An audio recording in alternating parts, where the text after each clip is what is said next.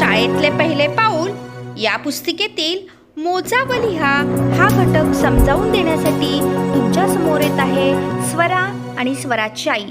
चला तर मग स्वराची आई तिला हा घटक कसा समजावून देते ते पाहूया. स्वरा, ए स्वरा, अगं बघ इकडे ये, मी तुझ्यासाठी काय काय मांडून ठेवलंय ते. अगं आई, या सगळ्या वस्तू कशासाठी मांडलेत ग? अगं या वस्तूच्या मदतीने मी तुला मोजायला व अंक लिहायला शिकवणार आहे. मी फक्त वस्तूंवर बोट ठेवणार, तू वस्तू मोजायच्या आणि अंक लिहायचे. हो आई. स्वरा, प्रथम तुला छत्र्या मोजायचेत. चल, मी प्रत्येक छत्रीवर बोट ठेवते, तू छत्र्या मोज आणि अंक लिही.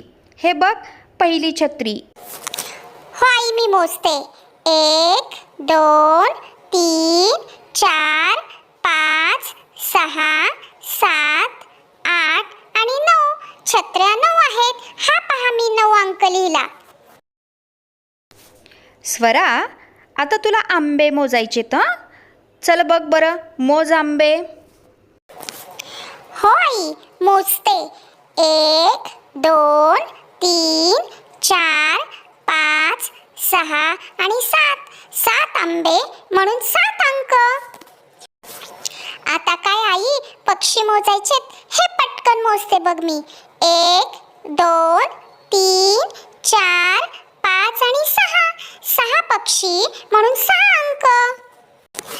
आता काय मोजायचंय ग आई?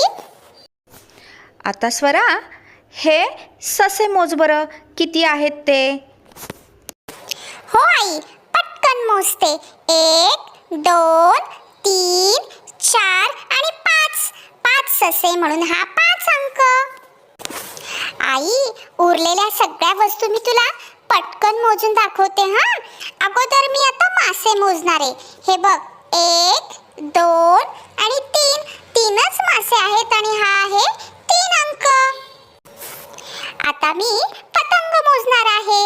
1 2 3 आणि 4. आई, 4 पतंग आहेत ना ग?